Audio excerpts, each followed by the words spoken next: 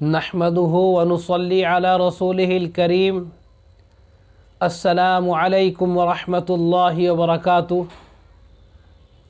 उम्मीद है कि आप हजरात खैर व आफ़ियत से होंगे और मैं इसी तरह आप हजरात के हमेशा खुश व खुर्रम और आफ़ियत से रहने की दुआ करता हूँ।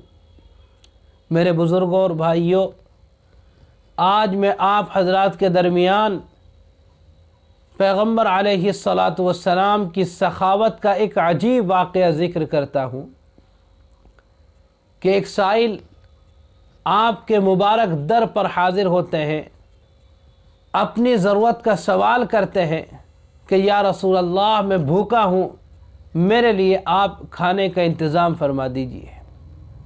इत्तिफ़ाक़ ये है कि पैगम्बर अलैहिस्सलातु वस्सलाम के पास भी उस साइल को देने के लिए कोई सामान नहीं है, लेकिन आपके दर पर वो साइल मांगने के लिए आया है। आप उसको खाली हाथ अपने दर से वापस नहीं करते, बल्कि इरशाद फरमाते, बैठ जाओ, अल्लाह ताला तुम्हारी रोज़ी का इंतज़ाम फरमाएंगे। कुछ ही लम्हात के बाद दूसरे साइल अल्लाह के रसूल के दर पर हाज़िर होते हैं और यही सवाल अर्ज़ करते हैं।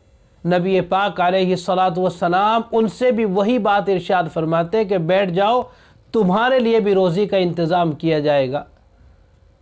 कुछ ही देर के बाद तीसरे साइल पैगम्बर अलैहिस्सलातु वस्सलाम की खिदमत में हाज़िर होते हैं और वो भी दस्ते सवाल दराज करते हैं। आप उनसे भी यही बात इरशाद फरमाते हैं। चुनांचे वो तीनों साइल इस उम्मीद के साथ बैठ जाते हैं कि पैगम्बर अलैहिस्सलातु वस्सलाम के मुबारक दर से हमारी रोज़ी का इंतज़ाम किया जाएगा। लेकिन इत्तिफ़ाक़ ये है कि पैगम्बर अलैहिस्सलातु वस्सलाम के पास, आकाए मदनी के पास उन साइलों की ज़रूरत पूरा करने के लिए कोई सामान नहीं है, लेकिन साइल खाली हाथ दरवाज़े से बाहर नहीं जा सकता। और हम लोगों की सूरत हाल ये है, खुदा न खास्ता अगर इस तरह की सूरत हाल पेश आ जाए और कोई साइल हमारे दरवाज़े पर मांगने के लिए आ जाए, तो बस उसकी खैर नहीं है। उसको धुदकारा जाता है, उसको आड़ दिलाई जाती है और ये कहा जाता है कि हमारे पास तो अपना ही पेट भरने के लिए नहीं है, अपने ही ज़रूरत को पूरा करने के लिए नहीं है, तेरी ज़रूरत को कहाँ से पूरा किया जाएगा। लेकिन नबी पाक अलैहिस्सलातु वस्सलाम अपने दर पर आने वाले साइलों को खाली हाथ वापस नहीं करते हैं। कुछ ही देर के बाद एक सहाबी पैगम्बर अलैहिस्सलातु वस्सलाम के पास सोने के 4 टुकड़े लेकर हाजिर होते हैं और अर्ज़ करते हैं, या रसूल अल्लाह, ये सदका है। बस काम बन गया। आप पहले साइल को बुलाते हैं, सोने का एक टुकड़ा उसके हवाले कर दिया जाता है। दूसरे को बुलाते हैं, दूसरा टुकड़ा मरहमत फरमाते हैं। तीसरे साइल को बुलाते हैं और सोने का वो टुकड़ा उनके हवाले कर दिया जाता है। एक सोने का टुकड़ा आपके पास बाकी रह जाता है।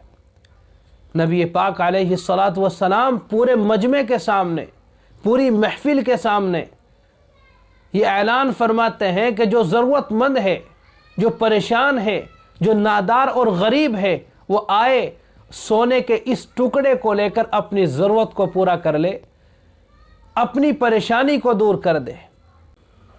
लेकिन वो ऐसी अमानत व सदाकत वाला मुआशरा था कि कोई एक सहाबी रसूल भी पूरे मजमे से सोने के उस टुकड़े को लेने के लिए खड़ा नहीं होता। बहरहाल सोने का वो टुकड़ा आपके पास बाकी रह जाता है। रात होती है, आप अपने बिस्तर पर आराम करने के लिए तशरीफ़ फरमा होते हैं और सोने का वो टुकड़ा आप अपने सिरहाने रख देते हैं। तो आप आराम करने के लिए लेट जाते हैं, लेकिन नींद आपको नहीं आती। एक तरह की बेचैनी है, परेशानी है, आँखों में आपकी नींद का खुमार नहीं है। आप बार बार उठते हैं, वज़ू फरमाते हैं, नमाज पढ़ते हैं, अपने मालिक को राज़ी करते हैं और फिर बिस्तर पर आराम करने के लिए, सोने के लिए लेट जाते हैं, लेकिन नींद आपको नहीं आती है। ایک طرح کی پریشانی محسوس ہوتی ہے۔ صدیقہ عائشہ رضی اللہ تعالی عنہا یہ منظر دیکھ رہی ہیں کہ آج تو آقا بڑے پریشان معلوم ہوتے ہیں، کوئی پریشانی لاحق ہو گئی۔ جب حضرت عائشہ رضی اللہ عنہا پر رہا نہیں جاتا تو وہ عرض کرتی ہے، یا رسول اللہ احل بک شیئن، کیا کوئی حادثہ آج آپ کے سامنے پیش آیا ہے؟ کسی مصیبت اور پریشانی میں آپ گرفتار ہیں؟ پیغمبر علیہ السلام انکار فرماتے کہ نہیں، ایسی تو کوئی بات نہیں۔ پھر عرض کرتی ہیں، فجاءک امر من اللہ، کیا اللہ کی طرف سے کوئی سخت حکم نازل ہوا ہے؟ کوئی آیت وعید نازل ہوئی ہے؟ کوئی آیت عذاب نازل ہوئی ہے کہ آپ صحابہ کو وہ پیغام پہنچانا چاہتے ہیں؟ پیغمبر علیہ السلام انکار فرما دیتے کہ نہیں، کوئی اس طرح کی آیت میرے اوپر نازل نہیں ہوئی۔ صدیقہ عائشہ رضی اللہ عنہا عرض کرتی ہیں کہ یا رسول اللہ، آج میں آپ کو ایسا پریشان دیکھ رہی ہوں کہ آج تک میں نے آپ کو اتنا پریشان نہیں دیکھا۔ بار بار آپ اپنے بستر پر آرام کرنے کے لیے، سونے کے لیے لیٹ جاتے ہیں، لیکن نیند کا خمار تک آپ کی آنکھوں میں نظر نہیں آتا، سکون آپ کو اپنے بستر پر محسوس نہیں ہو پا رہا ہے، کیا وجہ ہے؟